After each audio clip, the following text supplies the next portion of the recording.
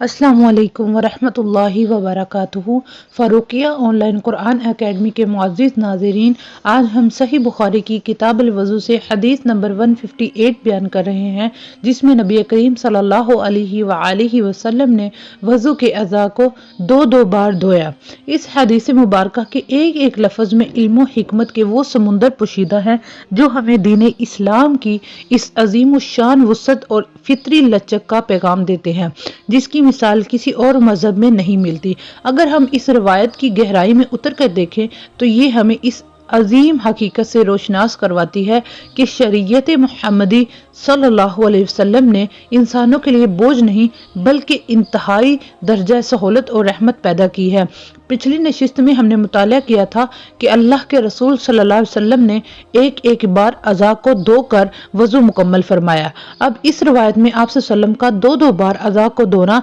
इस बात की रोशन दलील है कि अल्लाह के रसूल अल्लाह के यहाँ बंदे की नियत और सुन्नत की इत्तबा असल मकसूद है, चाहे वो अमल मुख्तसर हो या मुफस्सिल हो। अगर हम दौरे हाजिर के बदलते हुए तकाज़ों और पेचीदा हालात के तनाजुर में इस हदीस पर गौर करें तो ये हमें एतदाल और म्याना रवी का एक ऐसा सुनहरा असूल फराहम करती है जो हर मुसलमान के लिए मशअले राह है।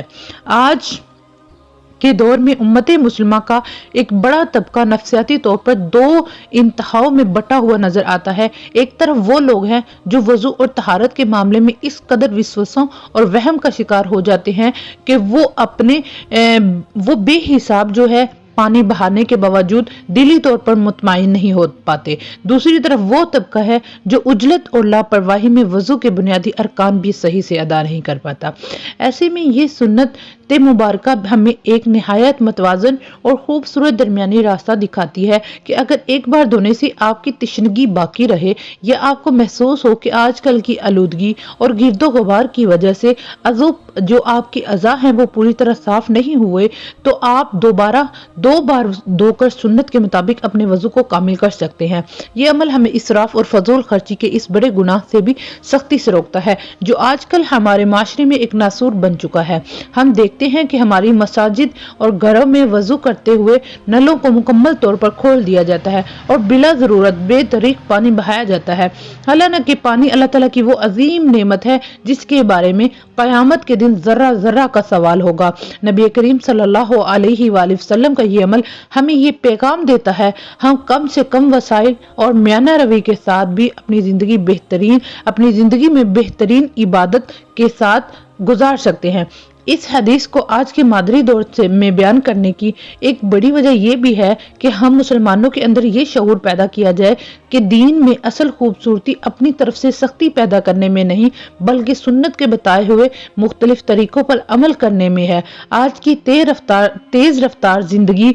में जहां दफातर में काम करने वाले अफराद या सफर करने वाले मुसाफिरों को वक्त और जगह की तंगी का सामना होता है, वहां ये नबवी हदीस जो है ये रुखसत हमें एक अजीम ज़हनी और कल्बी सुकून फराहम करती है कि हम दो बार आज़ाद होकर भी वही अजर व सवाब पा सकते हैं जो 3 बार धोने से हासिल होता है। ये रुखसत हमें याद दिलाती है इस्लाम हर जुग्राफियाई खित्ते और हर जमाने के लिए एक मुकम्मल ज़ाब्ता हयात है।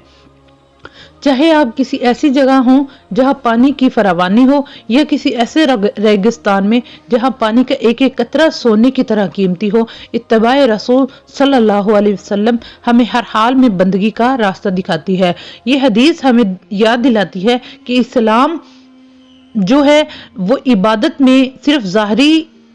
अमाल ही काफी नहीं है बल्कि इनके पीछे छुपी हुई हिकमतों को समझना भी जरूरी है। जब एक मुसलमान ये जान लेता है कि उसका रब उससे मुशक्कत नहीं बल्कि इखलास चाहता है तो उसकी बंदगी में एक नया जज्बा और सुकून पैदा हो जाता है। एक सच्चे मोमिन के लिए ये जानना बहुत जरूरी है कि इबादत का हुस्न इस बात में नहीं कि हम अपनी तरफ से कितनी ज्यादा मुशक्कत कर रहे हैं बल्कि इस बात में है कि अल्लाह के प्यारे नबी सल्लल्लाहु अलैहि वसल्लम के नक्शे कदम पर कितना चल रहे हैं। लिहाजा हमें चाहिए कि हम सुन्नत के ان تمام پہلوؤں کو عام کریں، لوگوں کو یہ بتائیں کہ اسلام کتنا آسان اور پیارا دین ہے، تاکہ عام مسلمان اسے ایک بوجھ یا مشکل کام سمجھنے کی بجائے اپنی زندگیوں کا سب سے بڑا سکون اور راحت تصور کریں۔ اللہ تبارک و تعالی ہمیں صحیح بخاری کی ان عظیم احادیث کی اثر روح اور پیغام کو سمجھنے کی توفیق دے، اور ہمیں اپنی زندگی کے ہر چھوٹے بڑے معاملے